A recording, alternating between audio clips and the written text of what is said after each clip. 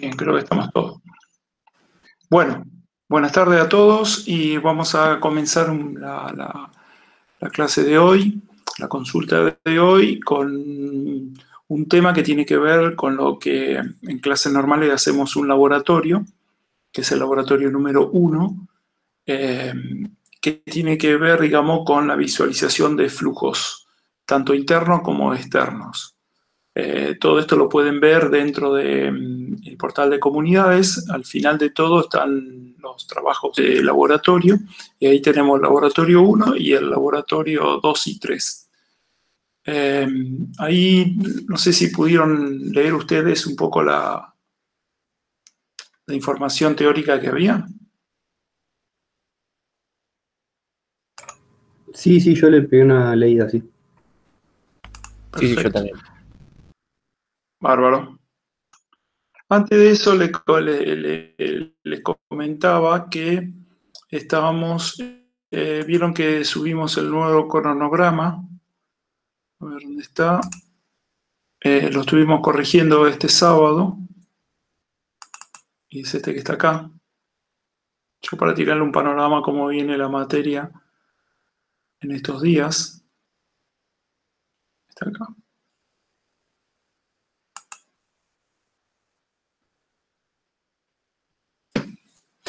¿Alguien lo pudo ver eso?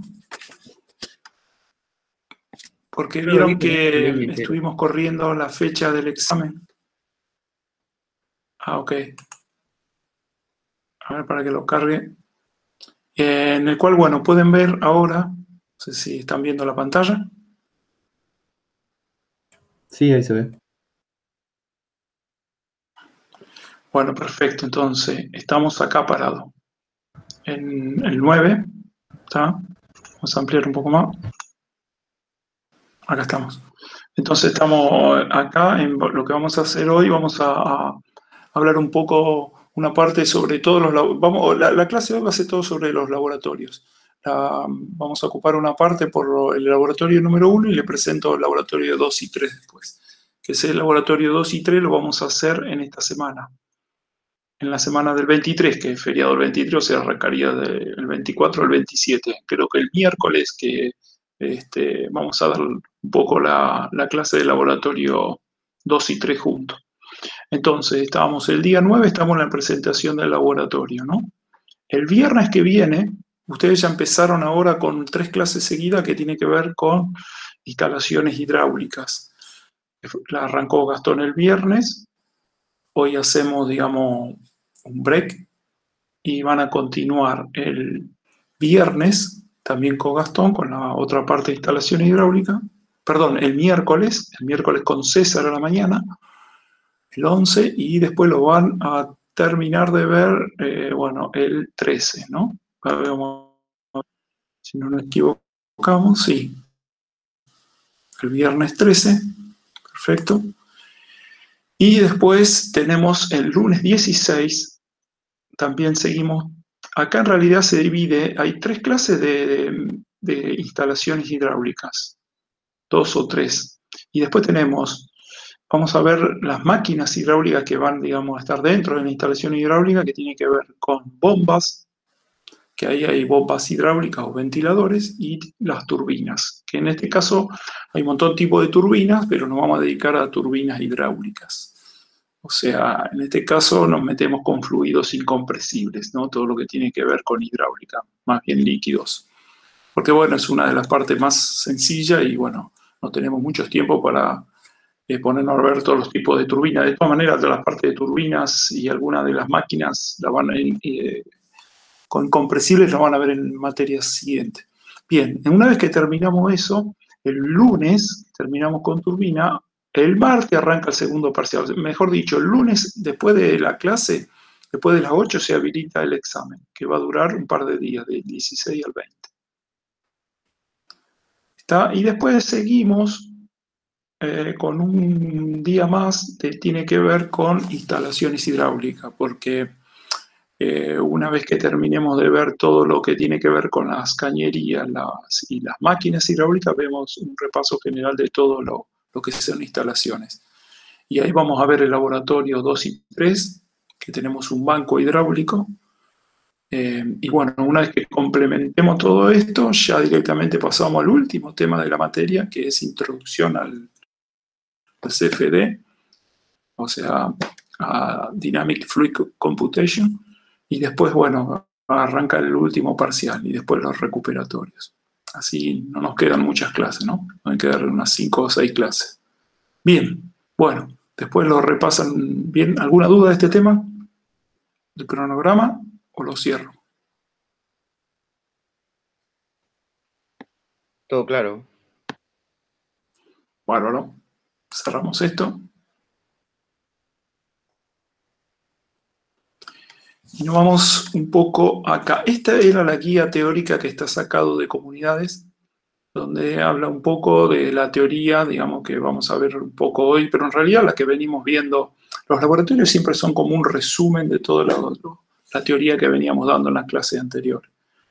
Entonces, si la pudieron ver, tiene que ver con el tema laminar, turbulento, Reynolds, y bueno, y demás cosas. Esto lo pueden leer y ahora lo volvemos a repasar. Antes le hago un resumen de todo esto, armé unas diapos rápidas para que podamos...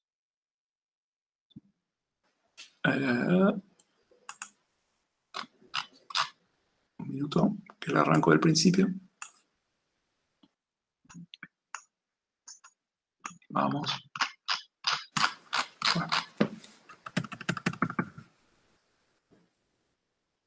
Un poco pesada.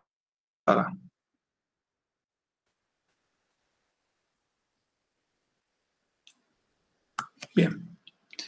El tema es así.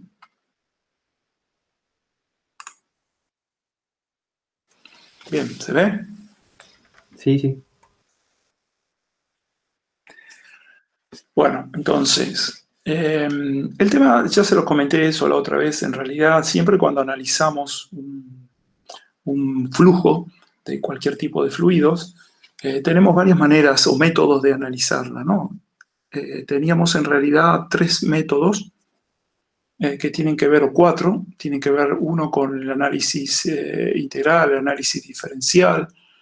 ¿Se acuerdan que hacíamos los análisis lagrangiano, euleriano? Y bueno, aplicamos la ecuación de Navier-Stokes. O sea, teníamos toda una resolución matemática por ese lado, que es un análisis que buscábamos siempre casos sencillos para poderlo resolver analíticamente.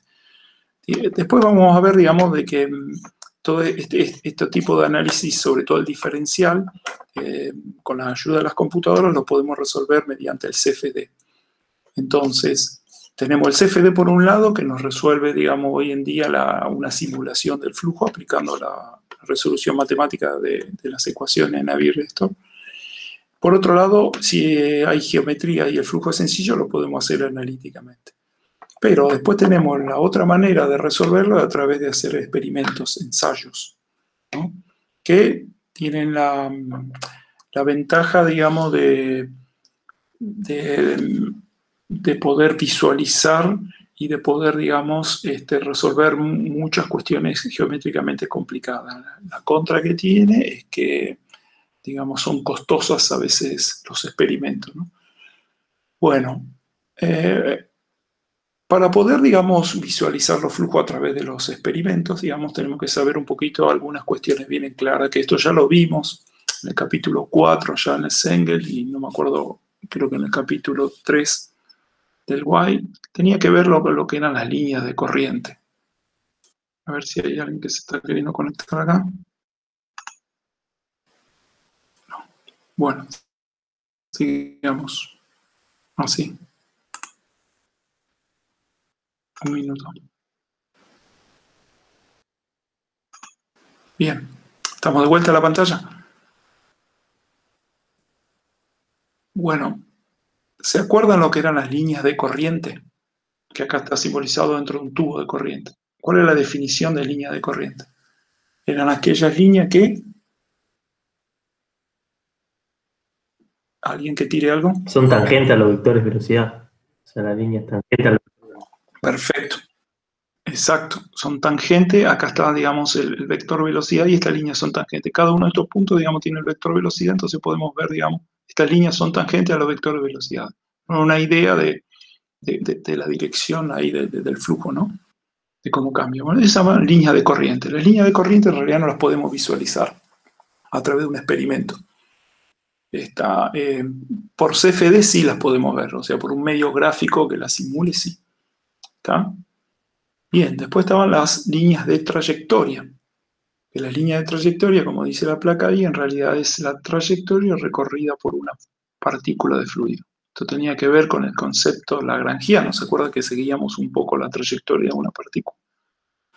Bien, entonces, bueno, acá tenemos de un tiempo t más 1, en otro tiempo t sucesivamente, y bueno, y ahí podemos ver cómo recorre. ¿Esto tiene aplicación práctica a través de experimentos? Sí. ¿Cómo lo podemos lograr?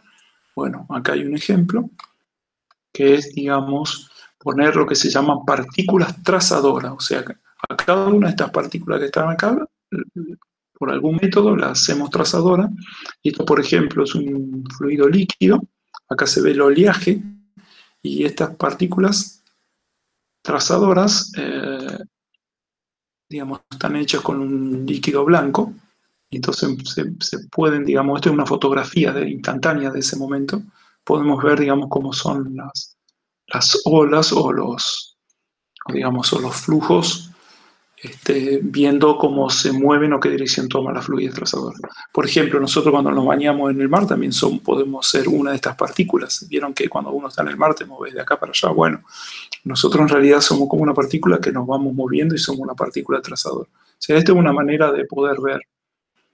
Después viene la famosa línea de traza, que en realidad tienen que ver, digamos, cómo es el lugar geométrico por lo cual circulan un montón de partículas. Por ejemplo, que tiene que ver con el experimento nuestro que vamos a ver ahora. Nosotros, por ejemplo, si inyectamos a través de un difusor, humo o tinta, por ejemplo, si es líquido, con los dos experimentos que vamos a ver ahora que están en el video, se utilizaron líneas de traza. Porque a través de un inyector, una jeringa, inyectamos humo, ¿está? Y entonces, digamos, y en el otro inyectamos tinta azul. Y bueno, pudimos ver, digamos, las líneas de traza, ¿no?, que recorrían. Bien. ¿Coinciden las tres líneas, la de corriente, la de traza y de partícula? Sí y no. Sí, si el flujo es estacionario. Y no, si el flujo no lo es. En este caso, por ejemplo, podemos ver, estas son las líneas, las que tienen la flecha son las líneas de corriente, o sea, paralela al vector velocidad, y esta otra más clara es la línea de trayectoria para un tiempo, y las líneas de traza son estas las más oscuras. Acá tenemos un claro ejemplo donde no coinciden, porque el flujo no es estacionario. Pero en el caso nuestro, sí, digamos, es estacionario, y por lo tanto, lo que están grabados en los videos, tanto el flujo interno como el flujo externo, las tres líneas coinciden. ¿Pudieron ver los videos? Pregunto. ¿Los dos? Sí, yo sí. Sí, yo los vi. Bien, perfecto. De todas maneras, el que no lo vio, bueno, después un poco del aporte teórico que hacemos hoy, lo va a comprender un poco mejor. Pero vieron que en realidad, digamos, este TP de visualización de flujo, digamos, hicimos una visualización de un flujo interno, ¿se acuerdan todo el capítulo que vimos de flujo interno? En el cual hicimos el experimento de Reynolds, y el otro flujo tiene que ver con un túnel de viento, o sea, hacemos una visualización de flujos externos con aire. Y, digamos, en el de flujo interno, inyectamos, como les dije antes, azul de metileno, una tinta dentro de un tubo en el cual circulaba agua en un flujo estacionario. Y pudimos ver, digamos, los distintos tipos de flujo. Ahora lo vamos a explicar un poco. Y en el flujo externo, digamos, ahí el objeto es un perfil alar que pusimos, un perfil aerodinámico, y hacíamos circular aire y, digamos, inyectamos humo de glicerina, generamos glicerina a través de una máquina de humo, y el túnel de viento tiene un montón de inyectores y pudimos, digamos, observar las líneas de traza. Y bueno, en los dos experimentos variamos las velocidades del flujo y vamos a ver cuáles son las conclusiones, ¿no? Digamos, ¿cuál es la gran diferencia? Y es lo que queríamos ver un poco entre el flujo interno y el flujo externo. En el flujo interno, esto ya lo vimos, lo que nos interesaba en el flujo interno era el rozamiento del fluido con las paredes, ¿no? Y en el caso del flujo externo, lo que nos interesa es ver la interacción del fluido con algún objeto, ¿no? Que se puede o mover el cuerpo y el fluido está quieto o viceversa, para el caso de lo mismo, ¿no?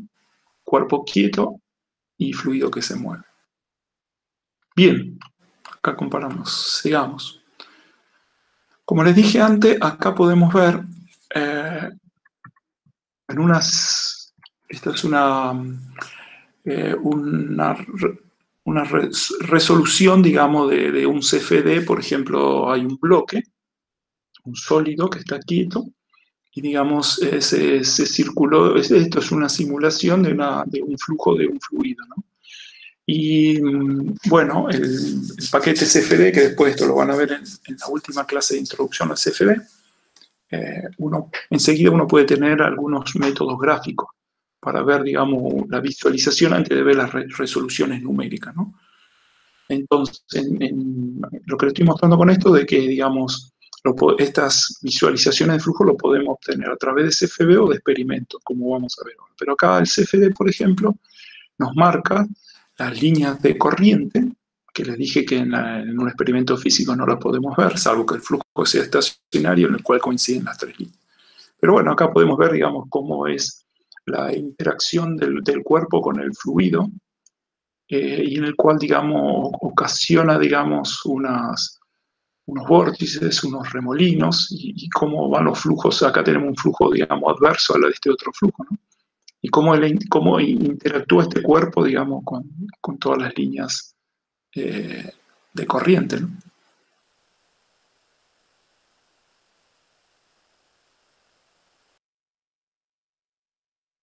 Y acá tenemos, ¿no?, el eje de simetría, la otra parte del bloque. Y acá podemos ver los vectores de velocidad, o sea, las líneas de corriente también las podemos representar como vectores de velocidad. Y de acuerdo, digamos, al tamaño de los vectores nos está indicando mayor velocidad y menor velocidad.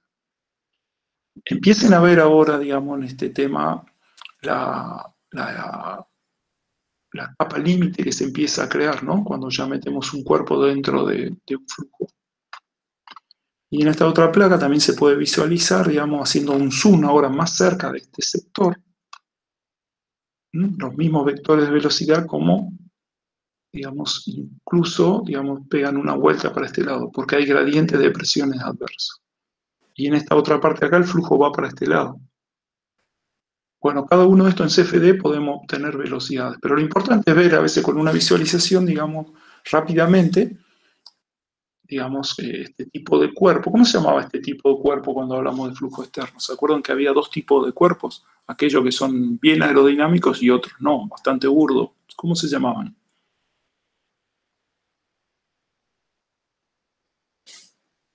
¿Romos son o no? Sí, este bloque, ¿qué sería? Era romos y... Cuando tenían buena forma aerodinámica, ¿cómo lo llamábamos? Perfil alar, no, eso ya. No, sí, el perfil era un perfil aerodinámico. Se llamaban currentilíneos o perfiles aerodinámicos, lo mismo. Y esto sería, cuando tienen esta forma burda, sería un cuerpo romo, ¿no? Puede ser un edificio y el aire, digamos, interactuando. Entonces los cuerpos romos, digamos, crean grandes, digamos, consecuencias para el flujo en cuanto a distorsión de velocidades y a gradientes de presión. Y eso los podemos obtener, digamos, a través de visualizaciones, sean simuladas o sean reales. Bien, también podemos obtener, digamos, algunas visualizaciones. Esto es lo bueno que nos permite el CFD, poder obtener visualizaciones de presiones, del campo de presión. Siempre se acuerdan que queríamos ver, siempre en una simulación, en un experimento, queremos ver los campos de velocidades y los campos de presión. Bueno, nos simuló el campo de presión. Las zonas más oscuras son las de menor presión. La zona más clara es de mayor presión. Evidentemente, si el flujo va de izquierda a derecha, cuando pega contra el bloque tenemos una zona de gran presión y esta parte de acá atrás de baja presión. O sea, hay un gradiente de presión que cuando coincide el gradiente de presión en la dirección del flujo se llama un gradiente favorable. Y cuando el gradiente de presión es al contrario del flujo se llama adverso. En este caso tenemos un gradiente de presión, o sea, hay una fuerza empujando al bloque, que era la famosa fuerza de arrastre, que era, digamos, coincidía con la dirección del fluido, y por eso, digamos, tiene una gran fuerza acá, digamos, por el gradiente de presión. Haciendo un zoom un poco más acá, mejor dicho, más que haciendo un zoom, poniéndole valores numéricos a estos colores de presiones, podemos ver, digamos, que lo que le dije recién, estos son valores de presión que pueden estar en unidades de presión, vamos a suponer megapascales. Entonces tenemos acá valores altos de presión en la zona de alta presión, cero de presión y valores negativos que tenemos casi valores de depresión, ¿no? O de valores de vacío. Bueno, eso es lo que un poco nos da el CFD. ¿Alguna duda? ¿Me van parando hasta ahora? Profe, ¿el CFD te da el drag también? El CFD sí, también te da el drag. Sí, señor. Sí. Yo no soy muy experto en CFD, ojo. Es más bien casi nada. Los que manejan bien CFD es César y Gastón, los dos. De hecho, los dos, digamos, parte de su actividad es por eso. Bien. En el tema hay otras líneas que también me interesan, aparte de las de corriente, de trayectoria, las de traza, en lo que es la fase de experimentación, digamos, son las líneas fluidas y son las líneas aquellas que se utilizan, por ejemplo, tenemos dos paredes del fluido acá dentro de un canal, de un tubo, digamos, y está circulando. Entonces le ponemos un elemento acá, una línea perpendicular al fluido, y lo que queremos ver es, digamos, cómo esta línea se distorsiona la deformación, o sí o no, de esta línea a medida que el fluido avanza. ¿Cómo se hace en la práctica de esto? Bueno, acá tenemos, ahora volvemos a placa. Una manera es poder poner un hilo de hidrógeno. Esta es una fotografía, ahora vuelvo sobre esta. Pero supónganse que yo pongo un alambre acá, que le hago circular este fluido es agua. Vamos a suponer que circula acá agua. Yo pongo un alambre y le hago circular una corriente y se forma, por electrólisis, se forma moléculas de hidrógeno que son tan chiquititas, digamos, que permanecen en el fluido, en la corriente, y entonces nos marca así como de trazadores, ¿no? Y podemos ver, digamos, hacemos pasar un flujo de corriente, digamos, un golpe de corriente, interrumpimos otro golpe de corriente y vamos creando líneas digamos, de moléculas de hidrógeno. Entonces podemos ver, digamos, este fenómeno que vemos acá. Y acá, ¿qué nos está indicando? Por ejemplo, la interacción famosa de las paredes con las velocidades, ¿no? ¿Se acuerdan la condición de no deslizamiento? Y en el centro de la conducción, digamos, depende del tipo de flujo, si era turbulento o laminar, teníamos distintos perfiles, ¿no? Y estos son en distintos tiempos. Haciendo una fotografía ahora de esta zona y en una fotografía real, la podemos ver acá, en el cual tenemos la placa acá, la pared acá abajo, y estas son líneas de hidrógeno dentro del fluido líquido, en el cual acá están casi como que pegadas a cero, ¿no? Por las fuerzas viscosas y la famosa capa límite en interacción y condición de no deslizamiento. Y cómo el perfil de velocidad de acá se recupera. Bueno, esto también se usa, ¿no? Hay varias maneras. Bien, todo esto que expliqué recién es un poco para ver, a ver quién más se engancha.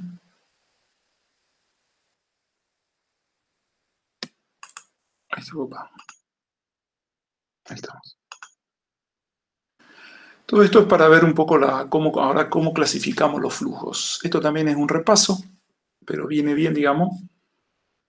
Bien, de acuerdo a la velocidad, lo podemos clasificar, digamos, en tres maneras: en laminar, turbulento y transición. Había un número que era un poco el que nos daba la guía de esta clasificación. ¿Cómo se llama? Un número adimensional. Bien, el número de Reynolds. El número de Reynolds nos da un poco la clasificación esta. Pero ese número de Reynolds, en realidad, ahora lo vamos a ver, depende de muchas cuestiones. Depende de la geometría, la rugosidad, las temperaturas, etcétera, etcétera. Entonces tenían como distintos números donde nos dan el umbral de este a este.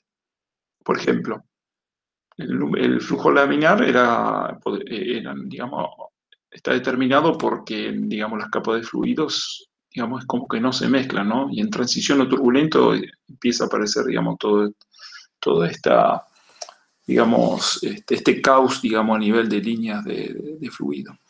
En el video del flujo interno, que es la experiencia de Reynolds, en realidad, que lo que hizo, digamos, a través de un tubo inyectamos un colorante, como está acá.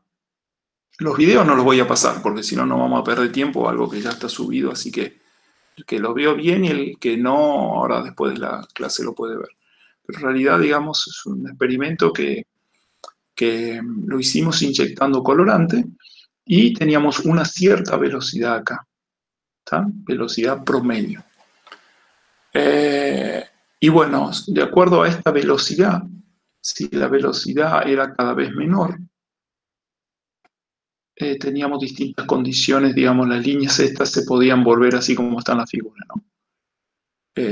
Siempre lo que teníamos que lograr es que sea un flujo estacionario. Eso lo dijimos en el video. Y bueno, la experiencia trata de calcular esta velocidad y comparar, digamos, el valor de Reynolds para poder determinar si es laminar, turbulento o en transición. En una cañería circular, en un flujo interno, en una cañería circular, ¿cuál era el valor de Reynolds que podíamos determinar los tres tipos de flujo aproximados?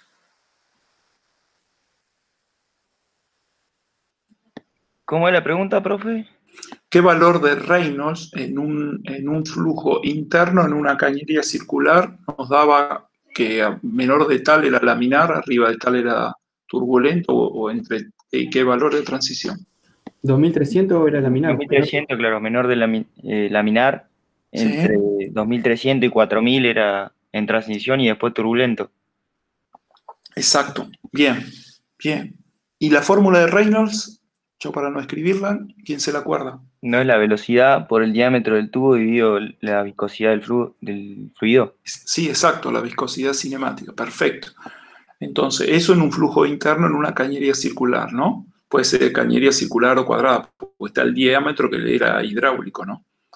Bueno, entonces, de las tres variables que teníamos ahí, la velocidad, el diámetro del tubo y la viscosidad. Entonces, para variar, digamos, lo que hacíamos era variar distintas velocidades y con eso variábamos el número de Reynolds, ¿está? Ahora, ¿cómo variamos esta velocidad? Variando el caudal, porque como el diámetro es constante, al variar el caudal variamos la velocidad. ¿Y con qué variamos el caudal? Con una válvula a la salida, digamos, del tubo. Entonces, digamos, con distinta apertura del obturador lográbamos distintos caudales. Y con eso podíamos, digamos, medir los volúmenes, cubicábamos directamente. El experimento era poner, digamos, un recipiente que sabíamos los volúmenes, tomábamos el tiempo y de ahí sacábamos el caudal. Después, una vez que teníamos el caudal, sabíamos el diámetro interno de la cañería y de ahí podemos calcular la velocidad. Entonces, el ejercicio era, digamos, poder hacer distintas variaciones de caudal, distintas variaciones de velocidad y poder ver que si el valor que obteníamos coincidía con lo que estábamos viendo.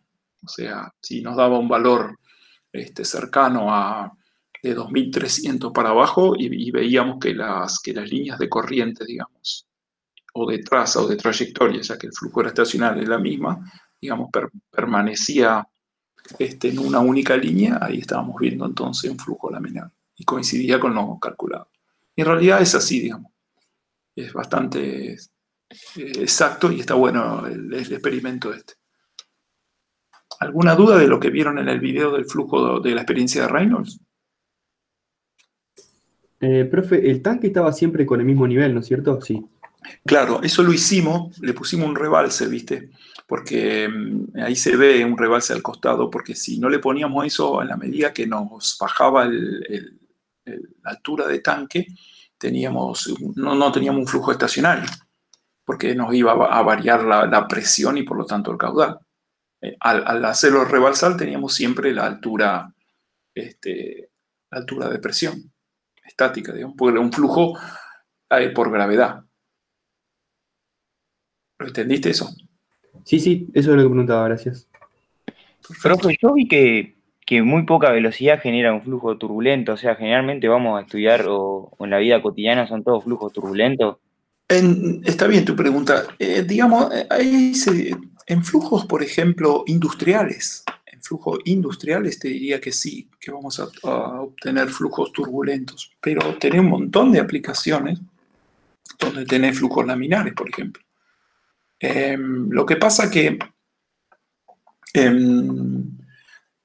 depende, por ejemplo, si vos te dedicas a qué sé yo, toda la parte que tiene que ver con los estudios hidrodinámicos en el tema de la sangre, los médicos que estudian todo el tema cardiológico, el Reynolds es fundamental para ver, digamos, la pérdida de carga a través del famoso colesterol y si te funciona bien el corazón y todo ese tema tiene que ver mucho con los valores de Reynolds y tiene que ver mucho, digamos, con y ahí tiene velocidades bajas, por ejemplo.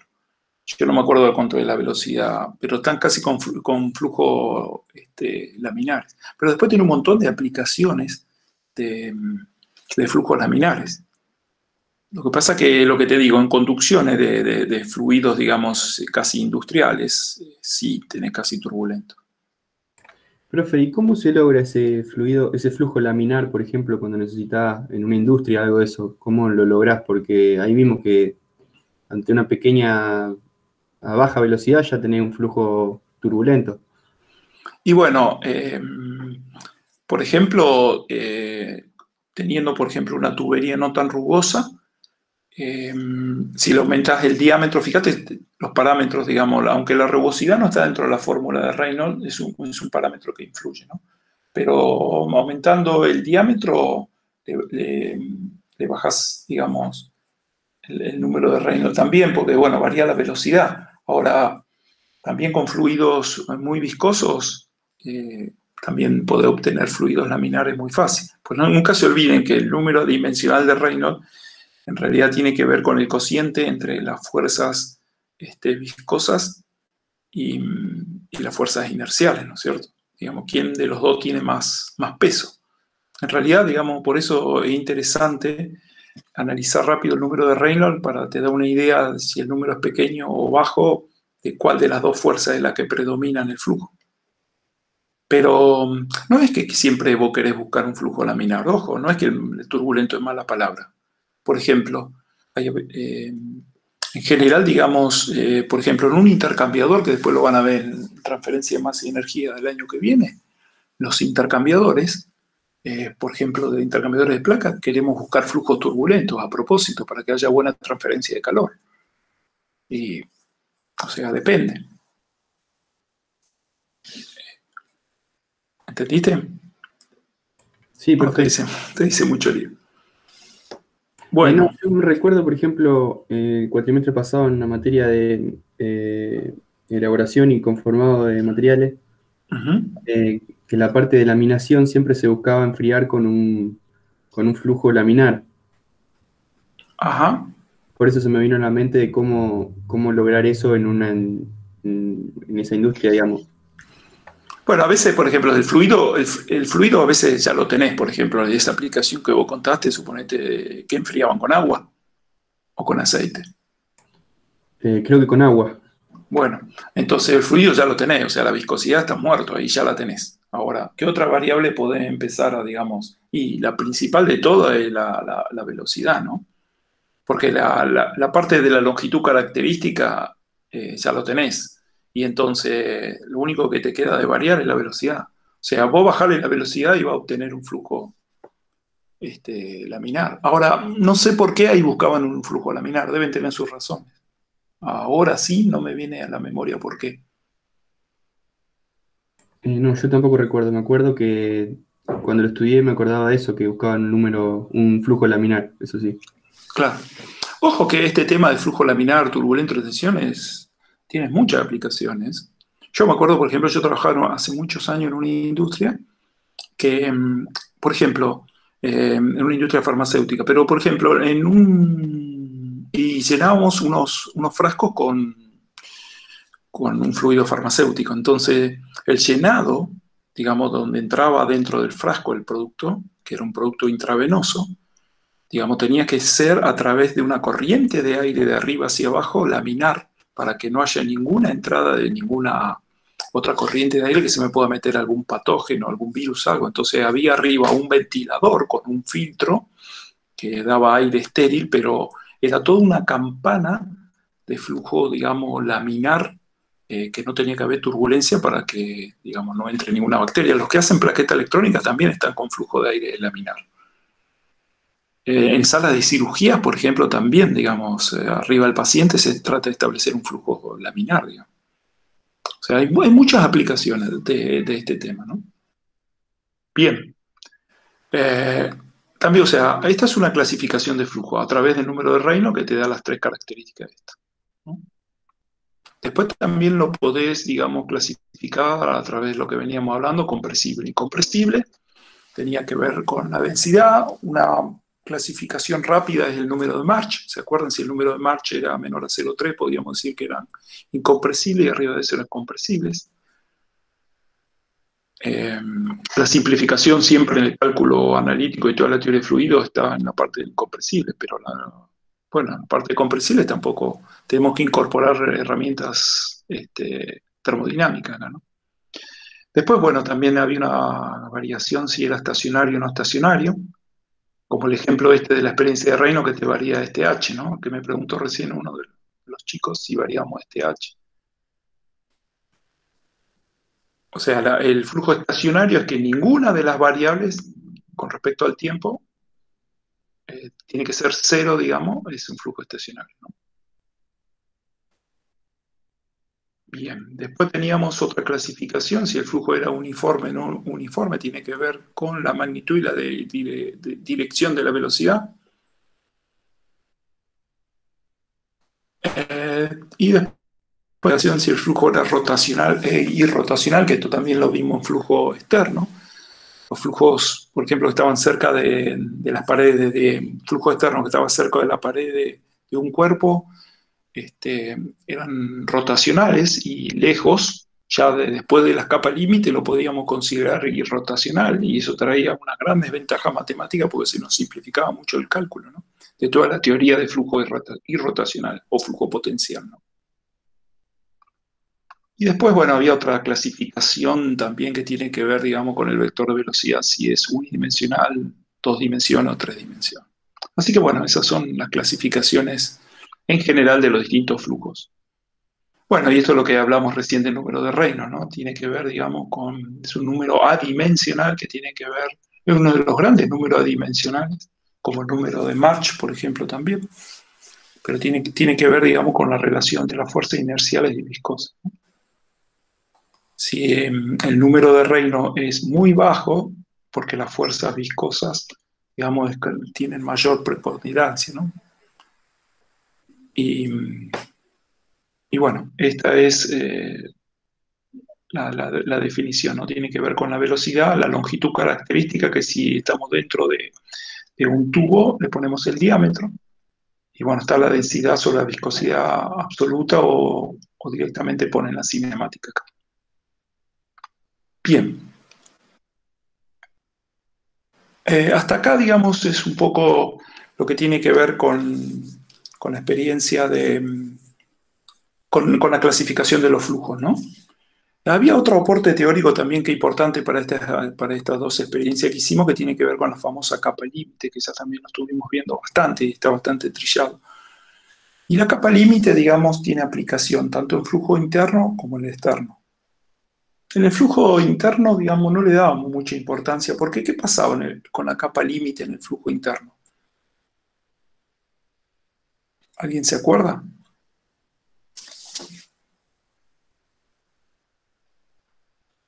La capa límite no era la que tenía velocidad cero, que estaba contra...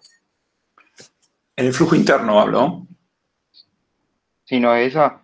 Sí, o vamos, antes de eso voy a otra definición. ¿Cuál es la definición de capa límite en 3 palabras o 4? Esta es pregunta de examen. La que tiene efecto, la que tiene efecto los efectos viscosos. ¿Para qué se cortó? Volvé de vuelta. La zona en la que tiene efecto en la que hay efectos viscosos. Perfecto, de una zona, una región. Primera palabra, zona o región, en la cual, digamos, los efectos viscosos tienen importancia, digamos, no los podemos despreciar. ¿Está? Y otra definición es, digamos, cómo es el límite de la capa límite, digamos, en el cual el vector de velocidad, digamos, ya casi el 0,9 del vector velocidad este que está acá. Digamos, cuando ya se recompone el vector de velocidad y deja de ser la capa límite. De acá para abajo, el vector de velocidad decrece hasta que la capa de fluido que está en contacto con el cuerpo tiene valor 0 o si el cuerpo no se mueve. Y si el cuerpo se mueve, tiene la velocidad del cuerpo. ¿Estamos? Caray, entonces, si en el ejemplo ese de que el auto tiene arriba esa placa plana Sí, y el auto está yendo en contra a cierta sí. velocidad, entonces la velocidad que va a tener el flujo en ese punto ahí cerca de la placa es negativa al... Depende del observador. Con respecto al cuerpo, tiene la misma velocidad. Digamos, esa capa ahí se llama condición de no deslizamiento.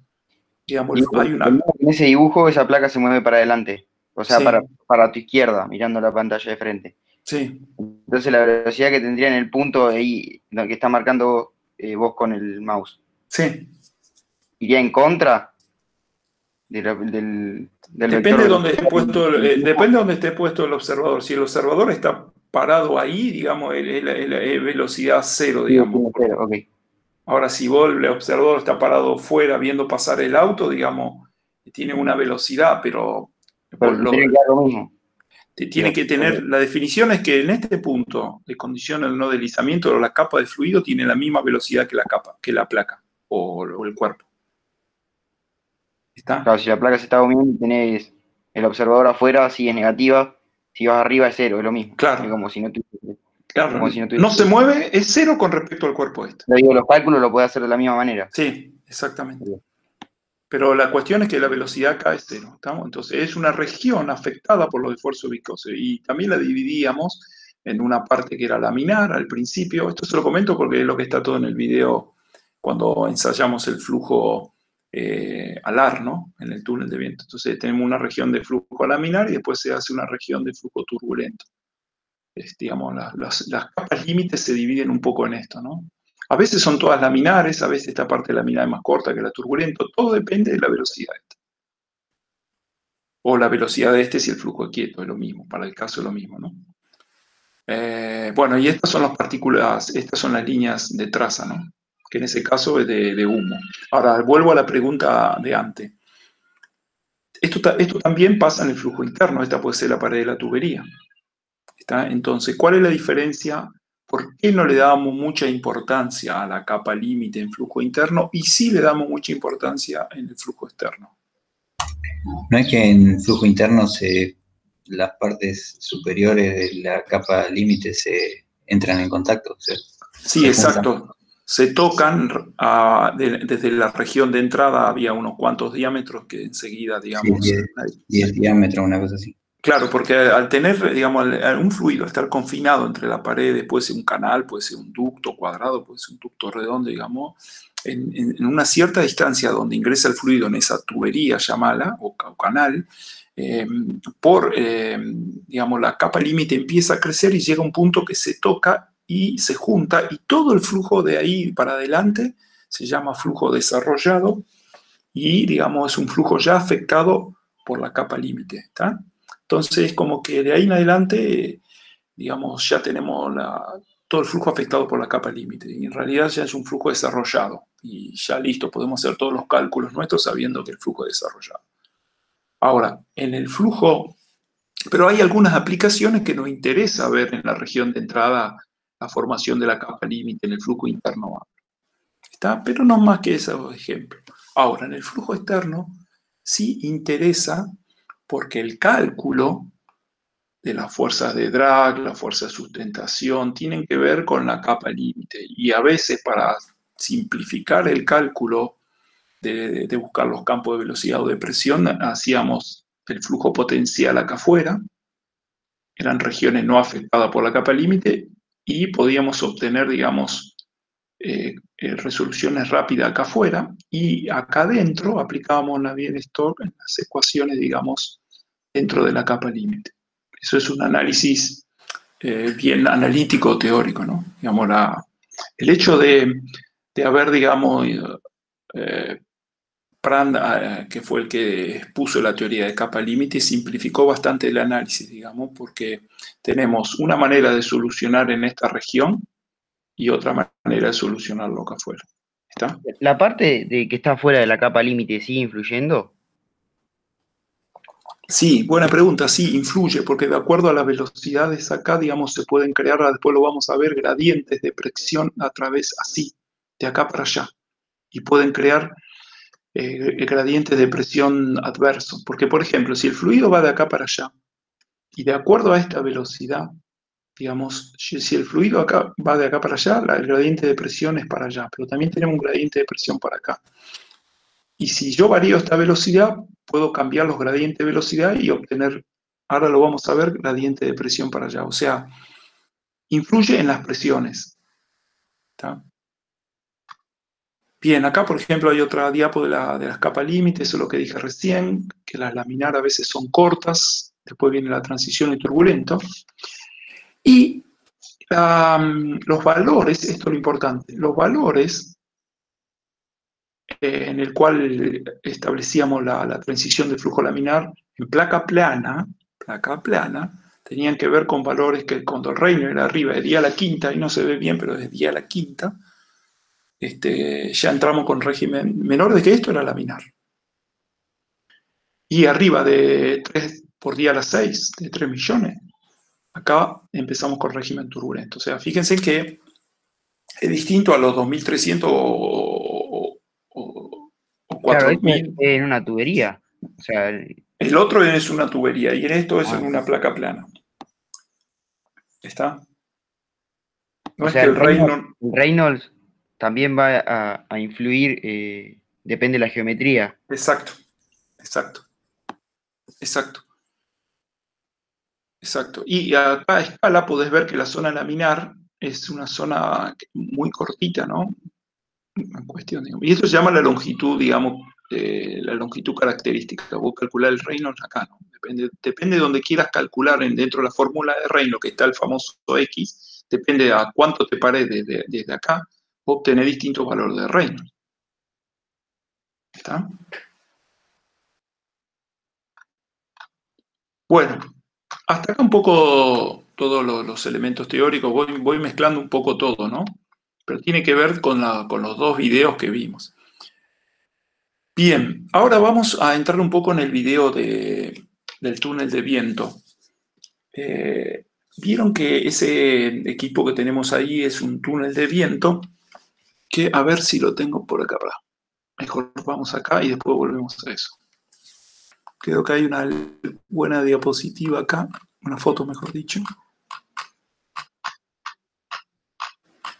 No. A ver acá, déjenme ver dónde puede estar. Un minuto. ¿Vieron? A ver si... Mientras lo busco, ¿alguien tiene alguna pregunta? Yo, profe, que tiene que ver con el perfil alar y eso y con la parte de afuera de la capa límite. Ahí es donde, por ejemplo, en un avión, ahí es donde se crean Sí. gradientes de presión, ¿no? hacia Sí, arriba. exacto, ahora lo vemos. Ahora lo vemos. Déjame ver. Sí, sí, ahora volvemos sobre ese tema. Quiero ver el tema de la guía de esta. Guía de... a ver si es esto.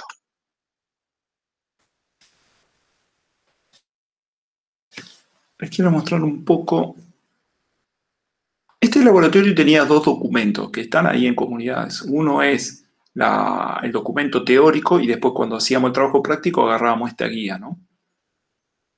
Ojo que todo esto que yo estoy comentando, digamos, le va a dar un aporte, digamos, para el próximo examen, pero a su vez este trabajo de los laboratorios, en este caso con ustedes no lo vamos a hacer, pero siempre entregábamos un informe y aparte hay un múltiple choice del laboratorio, digamos, que eso es lo que van a tener que suma puntos, digamos. Así que... ¿Hay que entregar Bueno. un informe entonces? No, el informe no lo vamos a entregar porque Ok. tenía que ver con valores de datos que ustedes tenían que levantar ahí, Está bien, entonces no. No. Solo el Pero cuestionario. bueno, lo que pretendíamos, claro, lo que pretendíamos en el laboratorio es ver toda la parte cinemática, Reynolds, viscosidad, flujo laminar, volumen de control, los tipos de flujo interno, externo, capa límite. Y ahora vamos a ver un temita, el tema el tubo de Pitot, que es una aplicación de Bernoulli que se usa mucho, y el gradiente de presión. Bueno, todas estas cuestiones que estuvimos viendo hasta ahora es lo que, digamos, lo analizamos experimentalmente en los dos ejemplos del laboratorio. Pero, a ver si encuentro la foto esa. Acá está. El túnel ese de viento que tenemos ahí en el laboratorio de termodinámica, no sé si alguien lo habrá visto cuando dieron clase en otras materias, es uno gris que está ahí al costado. Es un túnel de viento comprado a Alemania hace muchos años, es pedagógico, es de dimensiones bien reducidas, y esto es visto de costado y visto de arriba. Tiene un ventilador, todo eso también está después en el video, ¿no?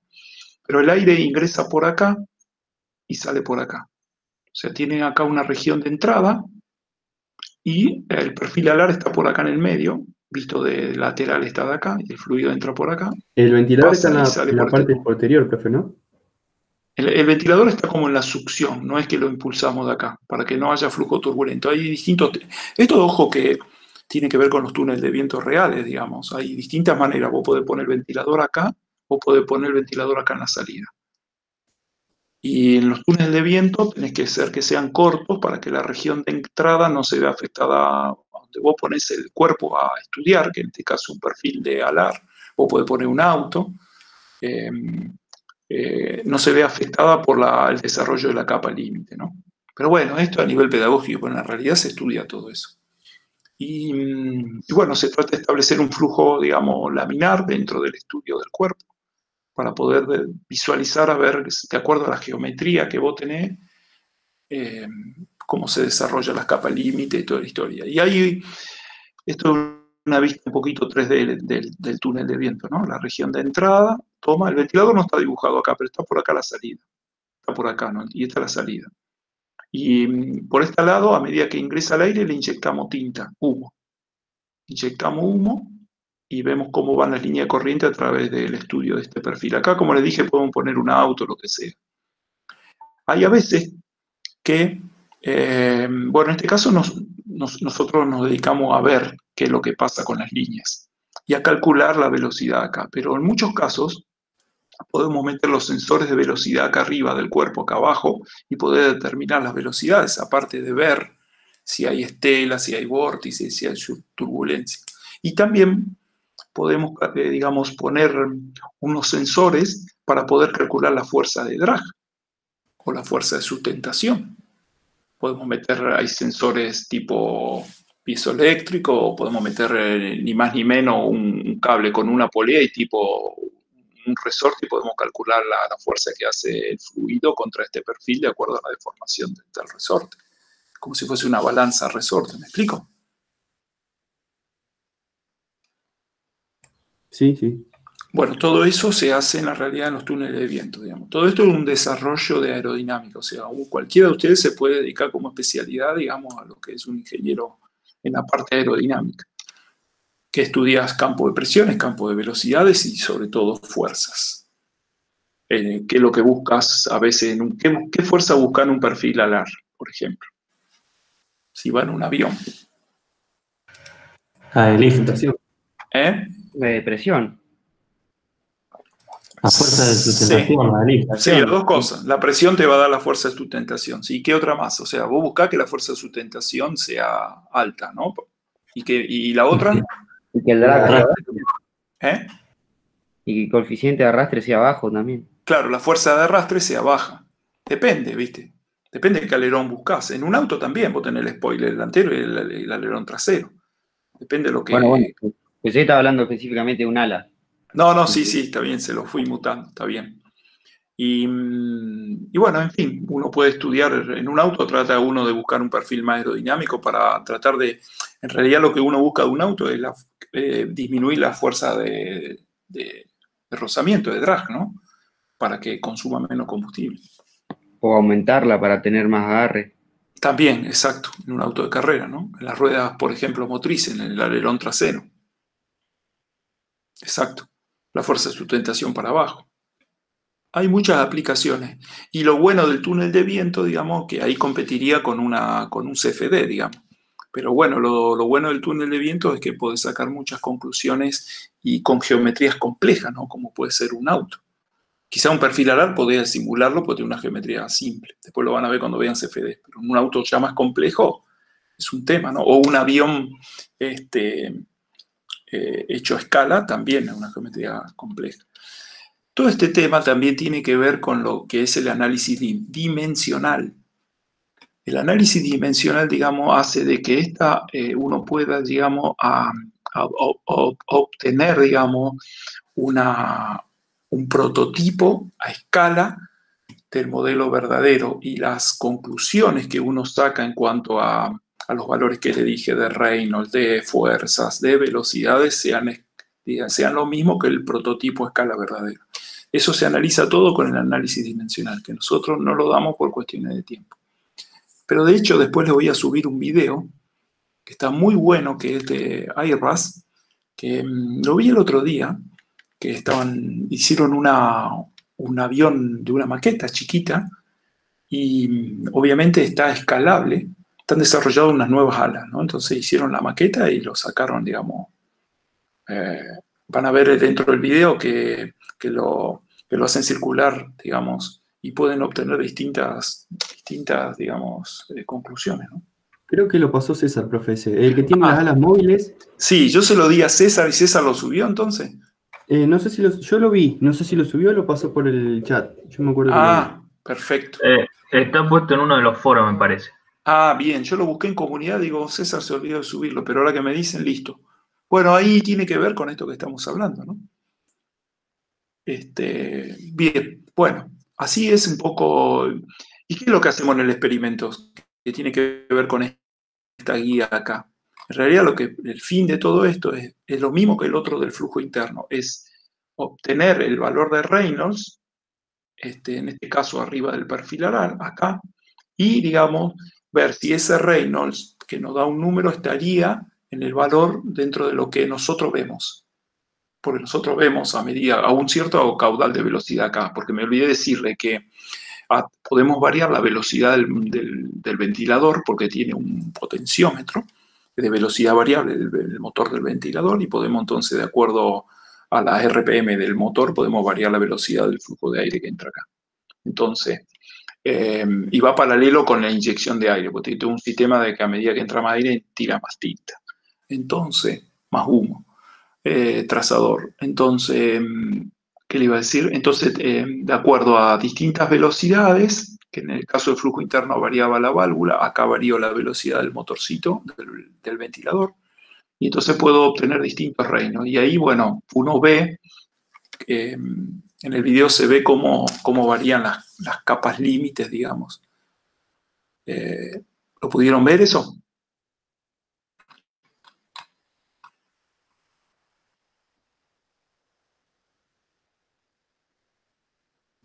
Hola, hola. Sí, profe. Perfecto. Bueno, ahora, para calcular las velocidades acá teníamos una técnica porque les dije no podemos meter el sensor acá adentro. Entonces, poníamos el sensor acá afuera y de acuerdo a las velocidades y los caudales determinábamos el Reynolds acá. Que esto les comento ahora, pero el año que viene en realidad estamos en la cátedra buscando 1 o 2 adscriptos que quieran hacer una inscripción de 6 meses para poder, digamos, modificar este túnel de viento, mejorarlo y poder ver si podemos meter sensores directamente arriba del perfil, incluso cambiar el perfil, poder poner otro tipo de perfiles y poder, digamos, sacarle más jugo a esto. Así que si les interesa, se puede anotar a alguien el año que viene. Y de ahí meterse en el tema de aerodinámica, ¿no? Bueno, y eso es lo que sacábamos, ¿no? Hacíamos distintas mediciones de velocidad y sacábamos el Reynolds, ¿no? En este caso, el Reynolds lo calculábamos con la velocidad que obteníamos ahí en la velocidad del flujo, ya sobre el perfil, y el L esta es la viscosidad, que es el aire, ¿no? Y el L acá tiene que ver, el LS es la longitud del perfil, que en realidad, siendo bien fino, es la cuerda que une esto acá. Pero bueno, es la longitud característica del perfil acá. Y de ahí sacábamos las distintas velocidades, distintos Reynolds, y decíamos, bueno, con este Reynolds, ¿qué tipo de flujo veíamos? Veíamos laminar y el número me da distinto a lo que yo veía. Bueno, ¿alguna pregunta? Hay un temita y sigo con... ¿Sí? No, yo, profe, preguntaba cómo determinábamos la velocidad dentro del túnel de viento si solamente teníamos el ventilador, digamos, no me doy cuenta cómo determinar esa velocidad adentro del túnel. Mirá, está bien tu pregunta. ¿Qué hacíamos? Determinamos la velocidad del tubo de salida. Pues tenía dos maneras, digamos. Teníamos un sensor, que es un tubo de pitot, que ahora lo voy a explicar y se usa mucho en los aviones. Es un sensor para medir velocidades. Poníamos el sensor acá, porque el mismo aire que entra acá, el que sale por acá. El aire que entra por acá pasa por todo el túnel de viento y sale por acá. Por lo tanto, el caudal acá es el mismo que acá, porque es estacionario. Entonces, como este tubo sabíamos cuánto es el diámetro, poníamos el sensor acá y el sensor te tiraba el valor de velocidad directamente. Suponete te decía 3 metros por segundo. Entonces yo ya sabía el valor de velocidad, no tocábamos la velocidad del motor, obviamente, poníamos una velocidad fija. Entonces yo medía la velocidad acá, tenía el diámetro acá y por la ecuación de continuidad caudal área por velocidad puedo sacar el caudal. Una vez que tengo este caudal, yo sé que es el mismo caudal que está circulando por acá adentro. Entonces, acá adentro, yo tengo la distancia esta acá, que son 30 milímetros, la separación acá entre las paredes de acá, y tenía una altura de una sección, digamos, es un prisma acá adentro, donde está el perfil alar, toda esta parte acá. Entonces, ese mismo caudal, digamos, ahora lo afecto por el área del prisma este acá, y puedo calcular la velocidad que pasa por acá, que obviamente es mucho menor que esta, porque obviamente el área acá, de pasaje. Es como que de acá de un tubo circular pasé a un tubo, a un ducto de sección rectangular. Una vez que determiné la velocidad, así determiné la velocidad acá. ¿No entendieron? Sí, perfecto. ¿Qué pasa? Eso Profe, tiene errores. Sí. el Reynolds lo calculabas con esa velocidad y después, teniendo ese Reynolds, despejabas la velocidad en el perfil.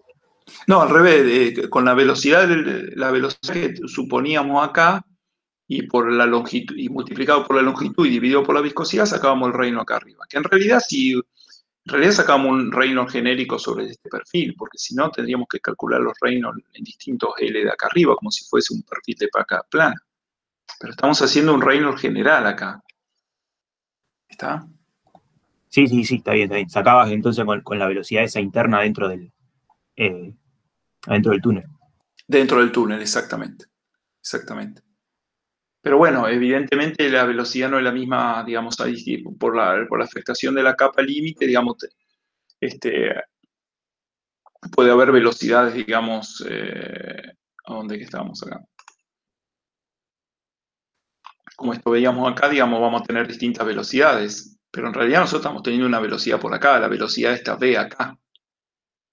No nos metemos a calcular la velocidad acá dentro de la capa límite, ¿está? La velocidad está acá, el Reynolds este que pasa por acá. Bien, dentro del perfil alar, después esto lo pueden ver en la teoría, pero en realidad apego algo rápido. Digamos, cuando estudiando un poco el perfil alar, todas las conclusiones que se pueden sacar, digamos, yo no soy especialista en este tema, digamos, más bien soy especialista en flujo interno, pero no en flujo externo. Pero, digamos, a nivel de nociones generales, en el perfil alar lo que buscamos es la fuerza de sustentación, ¿no? Y tenemos distintos tipos de velocidades. Acuérdense que siempre en un perfil alar, que es el que tenemos ahí en el túnel de viento, cuando el flujo pega acá en el punto 4 tenemos velocidad 0, se llama velocidad o punto de estancamiento, ¿no? Velocidad 0 en el punto de estancamiento. Después la velocidad se va por acá. Como el perfil tiene esta forma acá arriba y más plano acá, tenemos distintas velocidades arriba y abajo. Por lo tanto, digamos, hay distintas presiones acá y acá. Tenemos menor presión acá y mayor presión acá. Por lo tanto, se establece un gradiente de presiones. Digamos que se establece una fuerza que es la fuerza de sustentación, ¿no? Que es la fuerza perpendicular al fluido. También está la fuerza de arrastre, o sea, se crea una fuerza que va inclinada para allá, que ahora se los voy a mostrar acá. A ver, en el Sengel está mejor.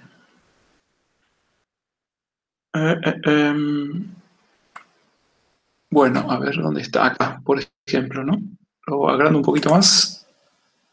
Eso es lo que pasa en el perfil, ¿no? Tiene que ver acá con esta parte, ¿no? Digamos, así aparecen siempre las dos fuerzas. Lo que buscamos en un perfil alar, digamos, en el caso de un avión, es que esta sea la mínima posible y lograr esta la máxima. Por eso depende de las condiciones a veces del avión, digamos, buscan distintas inclinaciones y cuando estamos, por ejemplo, en velocidad crucero, tratamos de buscar cuando el avión ya va a esa altura, trata de buscar un equilibrio entre la sustentación y el arrastre. Cuando está en despegue, trata de aumentar esta, y cuando está aterrizando, trata de aumentar esta. Y cuando ya aterrizó, digamos, anula la sustentación y trata de que sea la máxima arrastre. Y a ver, un minuto. Había unas fotos, a ver, que estaban buenas. Ahora se las voy a mostrar. Este es otro tema interesante, y ahora sigo con el perfil alar, pero ya que la tengo, digamos, en cualquier cuerpo sumergido en un flujo externo, digamos, hay distintas maneras, digamos, de que aparece, digamos, el famoso arrastre, la fuerza de arrastre. Por ejemplo, si yo tengo una paca bien plana, digamos, toda la fuerza de arrastre que aparece, y acá tenemos todas las líneas de traza, ¿está? Vamos a ampliarlo más.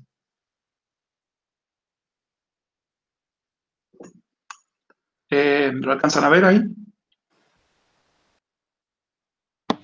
Sí.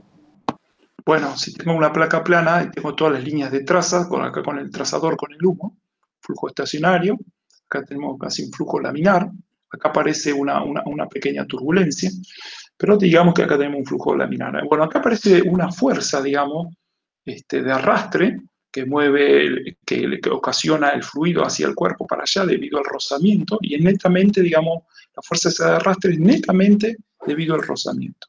Ahora, ¿qué pasa si yo tengo un cuerpo puesto? El mismo cuerpo lo pongo así.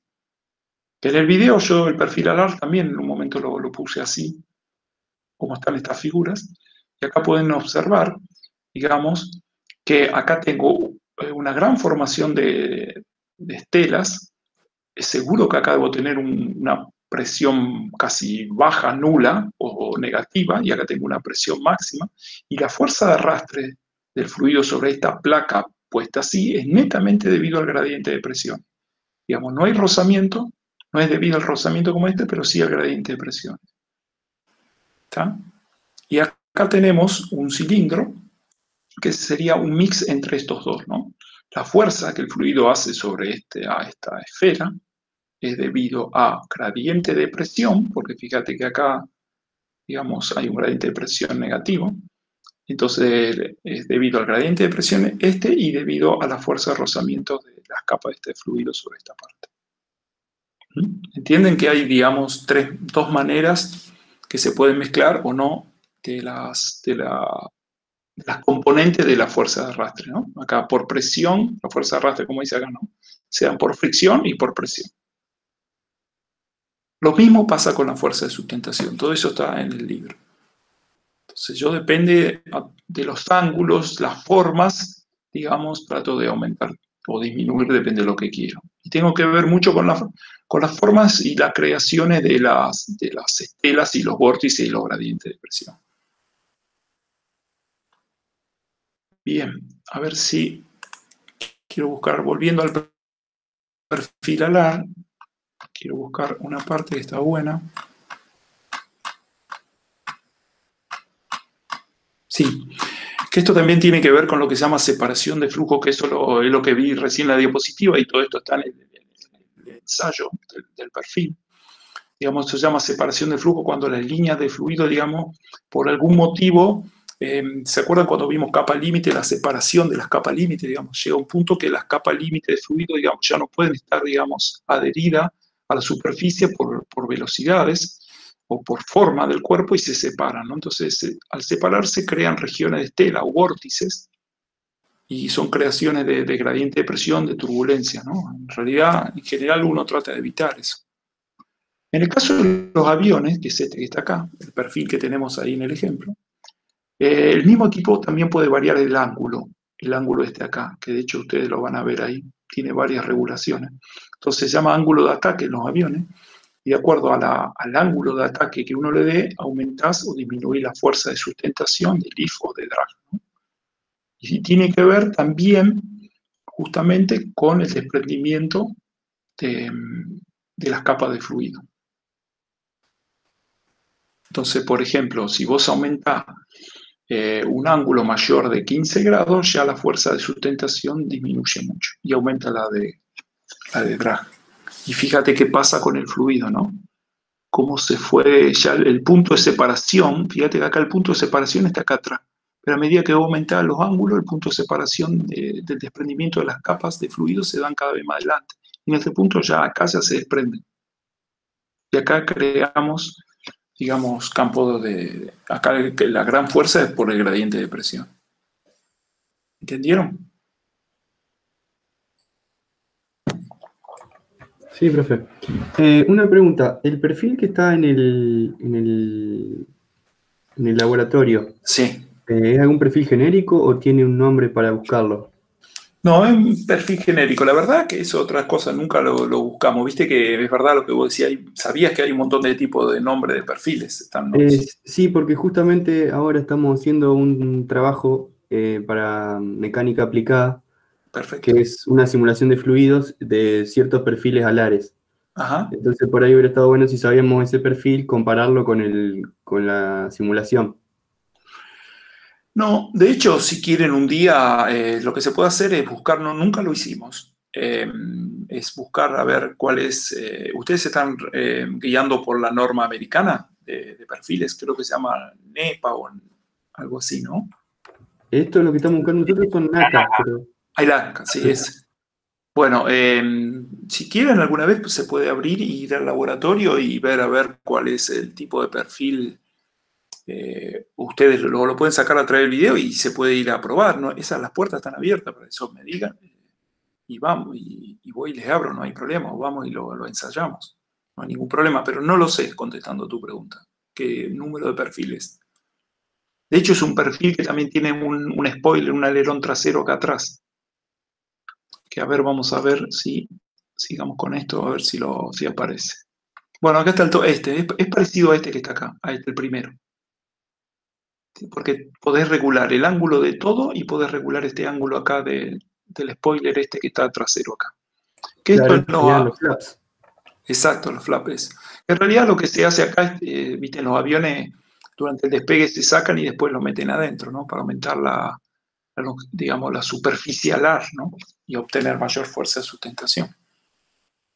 Y bueno, y acá está un poco toda la teoría, digamos, de los ángulos de ataque, el aumento o no de la superficie alar, y acá en distintas condiciones, ¿no? Velocidad crucero, que uno trata de tener mayor rendimiento.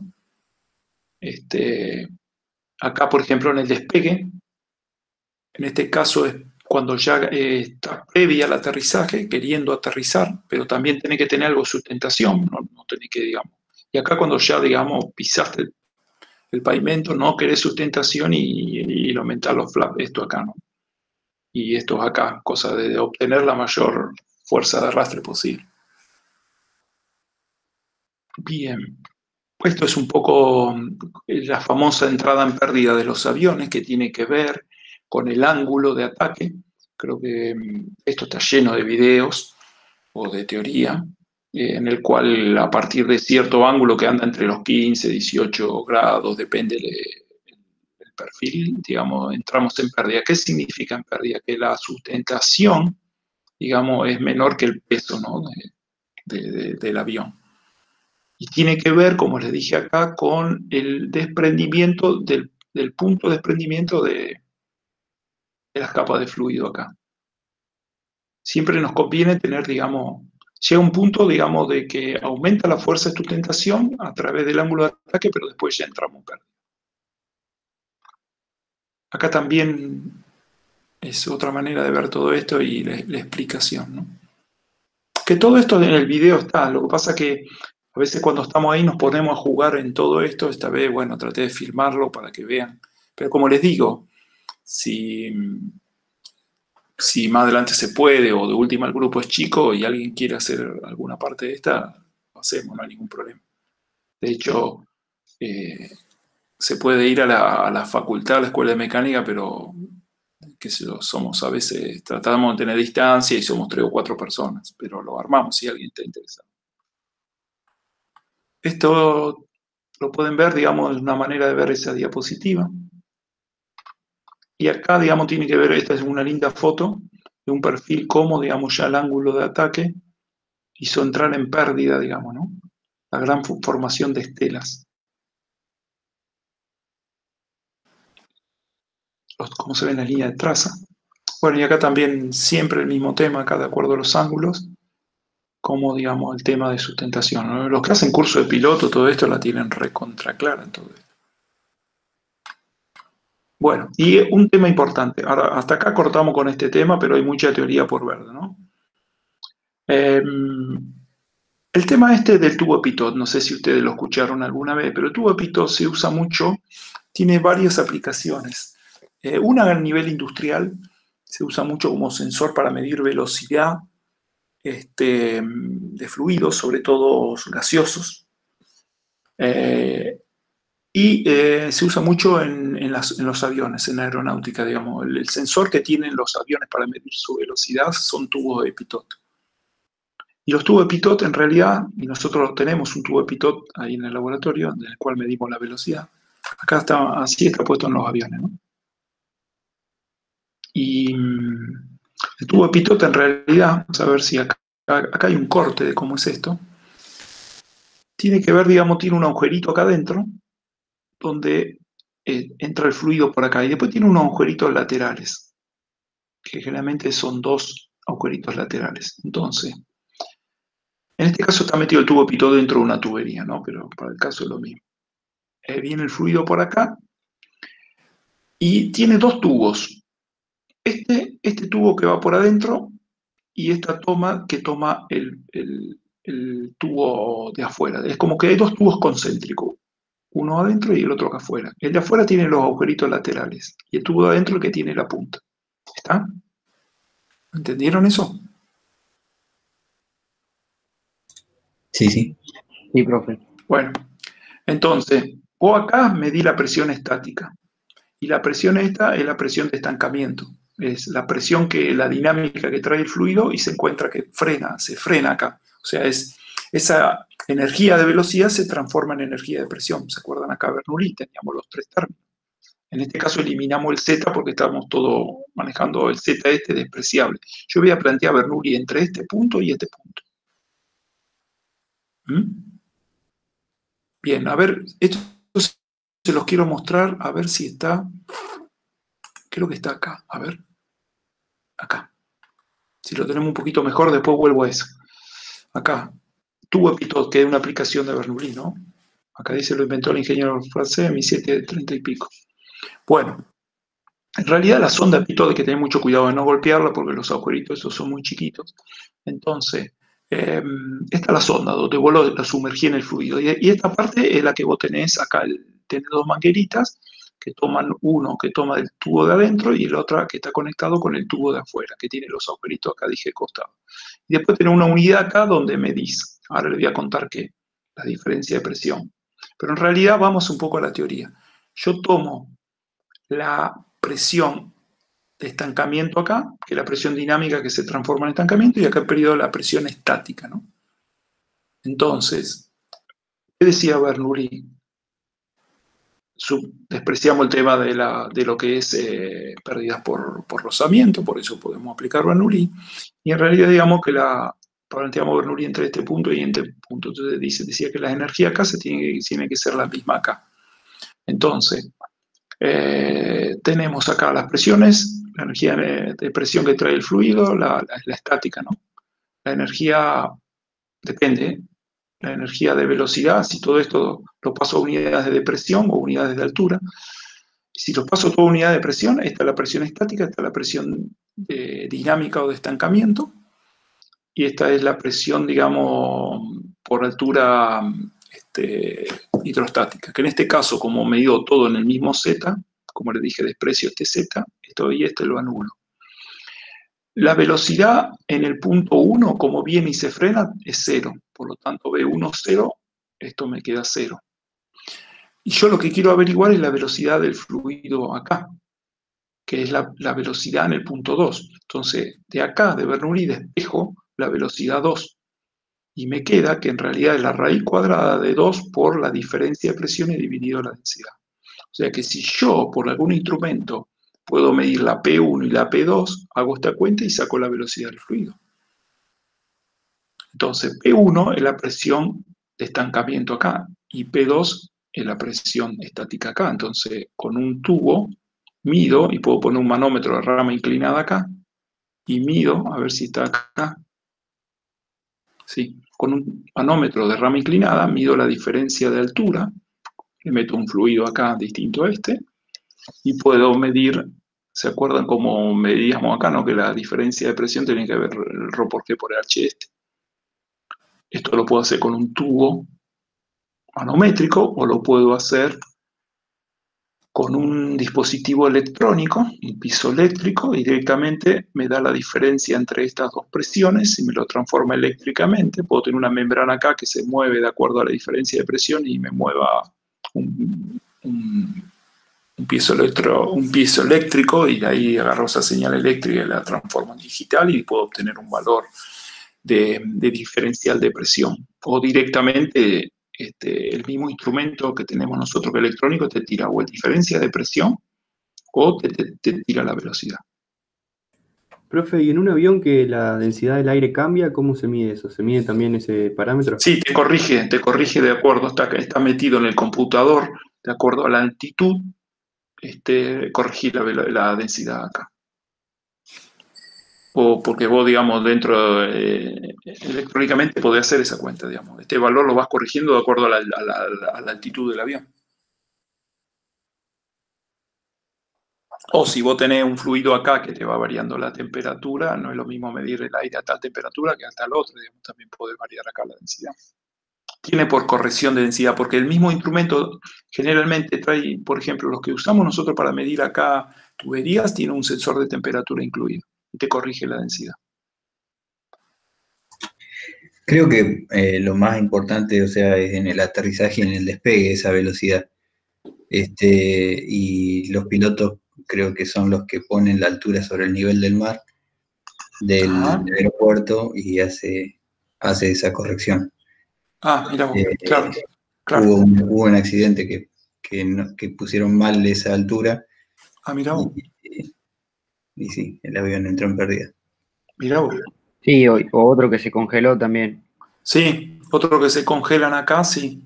Se te congelan los tubos acá. Creo que un vuelo de Air France, que fue que cayó desde Brasil hasta París, se congelaron los tubos de Pitot. Creo que lo cambiaron todo por satelital, a eso de la velocidad. Sí, puede ser, sí, eso no lo sé. Sí, y es lo más lógico, ¿no? Sí, es verdad. Bueno, también me olvidé decirle que los perfiles alares, si se congelan, te cambia la geometría y también, digamos, te cambia la fuerza de sustentación cuando se te congela el ala, ¿no? Y entra en pérdida a lo loco. Hubo muchos accidentes a través de eso.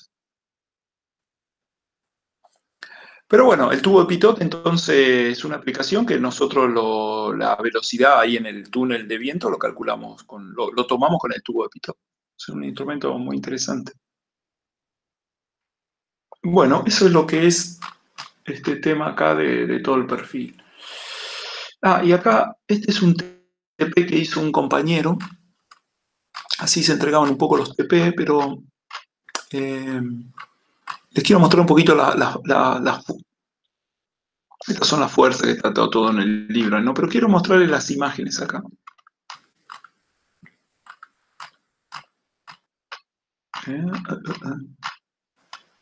Acá, miren este tema. Acá, por ejemplo, se tomaron mediciones, ¿no? Velocidad de salida. Esta es la velocidad en el tubo de salida que tomamos con el tubo de Pitot, con el sensor. Estas son las diferencias de presión que le voy a hacer la cuenta, la raíz cuadrada de esto, dividido la densidad, te da esto, por 2. Después, esta es la velocidad que sacaban en el ala B, arriba el perfil, ¿no? Obviamente son mucho menores porque el área era distinta. Y después, a raíz de esta velocidad, sacábamos el número de Reynolds. Fíjate, en las 3 tomas que hicimos, las distintas velocidades del aire, obviamente, distintas velocidades del ventilador, nos dio este número de Reynolds en este experimento. Y bueno, acá el compañero le puso laminar, ¿no? Ahora, ¿qué opinan ustedes? ¿Nos regimos con el umbral de Reynolds como si fuese un tubo dentro de un flujo interno en el experimento este? ¿O podríamos...? Claro. De placa. Claro, exacto. Entonces, acá el compañero tomó como si fuese el de placa, entonces por eso lo puso todo laminar, y de hecho era lo que él estaba viendo. Ahora, si uno también puede llegar a cuestionar, no, pero es un flujo interno, porque está 30 centímetros son la diferencia de paredes, es cortita, y es chiquito, digamos, está bien. En un túnel de viento real, justamente uno trata de tener dimensiones altas, digamos, para que el perfil que vos tenés ahí sea como una placa plana. Los Reynolds los maneja con valores estos que le dije. Y no, en el túnel de viento no entres como un tubo, como un flujo interno. ¿Me explico? Sí, se entiende, profe. Bien, y acá, bueno, después el compañero, acá, miren, que eso está todo, lo voy a ampliar un poquito más. Miren, con distintas velocidades, acá uno empieza a estudiar todo esto, ¿no? Con distintas inclinaciones. Uno puede empezar a ver los desprendimientos. Todo esto en el video que subí, ahí está. Pero bueno, acá empezó a notar desprendimientos, flujo turbulento acá atrás. Acá otra inclinación, como está toda la formación seguro que acá hay un gradiente de presiones. La macana que le decía que no tiene esta placa acá atrás, que una de las cosas que quiero hacer es hacerle algún agujero para poder meter, si acá pudiéramos meter algún sensor de presión acá y acá, podríamos ver los gradientes o las velocidades, y las velocidades también. Pero bueno, es un tema. ¿La placa de atrás no es medio como alfombrado o no? El de atrás es alfombrado, sí. ¿Y eso no modificaría el fluido? Sí, totalmente. Sí.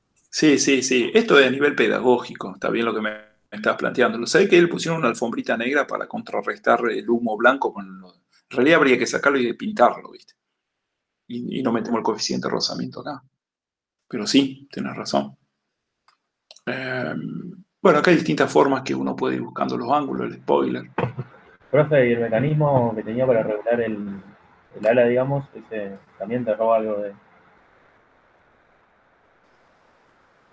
El mecanismo que está acá abajo. Claro, y sí, te puede robar, no, pero sí, te puede robar algo. Sí, esto no se olviden que a nivel pedagógico, todo, digamos, no es para sacar conclusiones más allá de la que vemos, digamos. Está. Incluso en uno de estos a veces tenemos un clavito que entra por acá y te varía una de las líneas de esto. A veces se nos tapan estas líneas, que son las de los tubos, lo tenemos que parar y destaparlo. Pero miren acá, digamos, lo importante de esto, cómo a medida que fue variando, a ver, creo que viene acá. Acá está el punto, digamos, de desprendimiento, ¿no? Tanto de la parte de abajo, vieron que en los perfiles se llama extra 2, intra 2, ¿no? esta parte y esta parte. Entonces, como acá la formación de flujo turbulento. Si el túnel de viento fuese largo, el flujo después más allá se recompone. Acá porque, bueno, se terminó el túnel de viento, pero...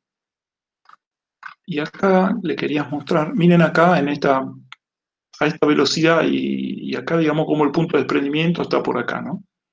Casi hay poca formación de estelas. Acá sí hay una gran formación de estelas.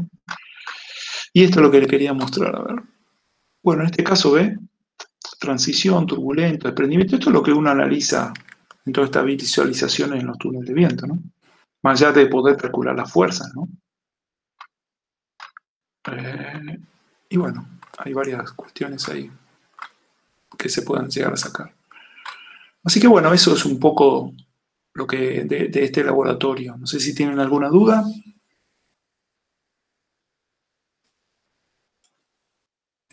No, profe, de mi parte quedó bastante claro. Bueno, perfecto. Bien, esto es todo para el que le interesa estudiar, hacer toda una especialización en todo esto.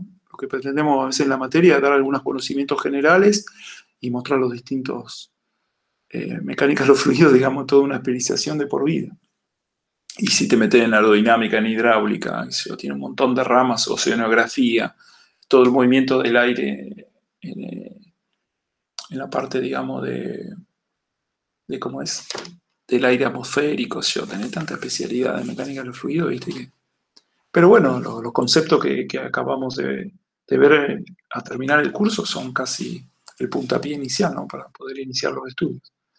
Bueno, no sé si alguien más tiene alguna pregunta. Profe, sí, lo que querían hacer entonces es medir las presiones por encima y por debajo del perfil. Sí, digamos, lo que queremos hacer en la descripción es mejorar un poco esto. Primero queremos mejorar la generación de humo, porque algo que yo no le dije, acá vemos fotos, pero la generación de humo es media anticuada porque cae una gotita de glicol arriba una resistencia, ¿viste? Y cuando cae la gotita se genera acá una perturbación de humo.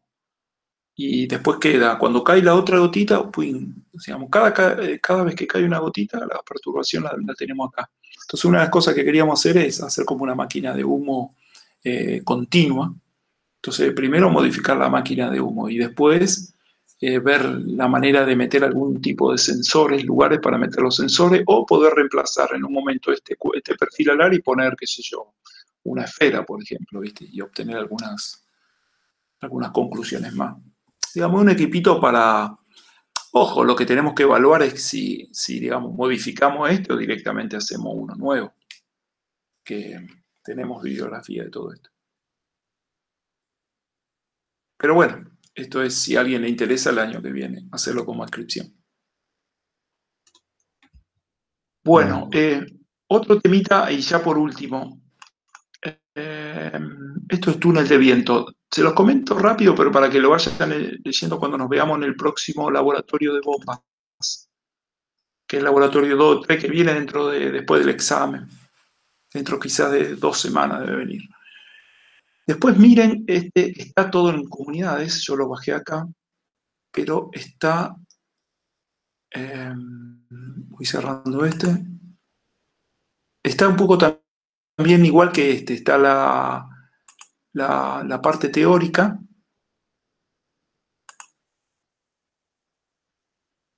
y está todo el aporte teórico como si fuese este acá, ¿no? A ver, ahí vamos.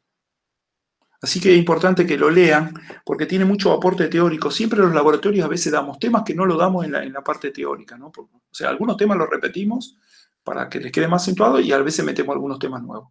Pero esto es la guía de prueba de banco del laboratorio de OI3, que en realidad no lo hicimos en un túnel de viento ni en el tubito de la experiencia de Reynolds, sino que creamos un banco hidráulico, que el banco hidráulico lo hicieron en ascripciones, lo hicimos como 4 años de ascripciones, y cada grupo de alumnos hizo algo.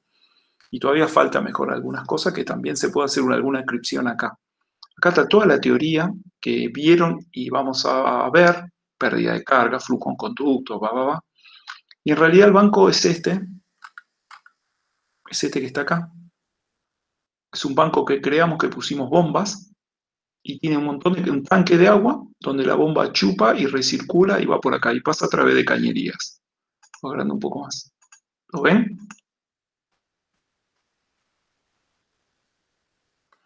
Y bueno, Bardo, Sí, y sí, tiene se ve, todas profe. cañerías. Lo hicimos le digo, con distintos grupos de alumnos, sí. Digamos, fueron inscripciones de 6 meses y continuamos. Hicimos los documentos, no solo lo hicimos, o sea, hicimos la estructura, soldamos, cortamos, compramos lo hicimos todo con termofusión. Compramos el tablero, lo abulonamos y bueno, hicimos un montón de cosas. Y bueno, podemos sacar varias cosas acá. Tema de golpe de ariete, pérdida de carga, curva de la bomba, o sea, hay varias cosas que siempre lo damos en dos clases, todo este tema. Pero bueno, ahora lo vamos a tener que hacer como podamos desde acá. Por eso le digo que traten de ver un poco. Hay varios documentos, están los planos de todo esto, porque este es cómo está construido el equipo, pero hay unos planos que son los planos, digamos, del layout o el PNID, digamos que son los caños de piping y cómo pueden interpretar todo esto. Todo eso lo vamos a ver, pero lo que les quiero decir ahora, y acá termino, que traten de ver todo, pegarle una leída después del examen a este documento, así después arrancamos y le sacamos bien jugo al laboratorio. Bueno, eso es todo, chicos. No sé si alguna duda.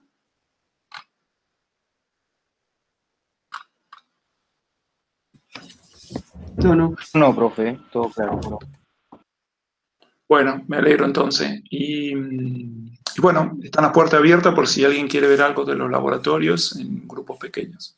Después lo vemos eso. En realidad no nos llevamos alumnos, pero si alguien tiene alguna cuestión, algo puntual, lo analizamos.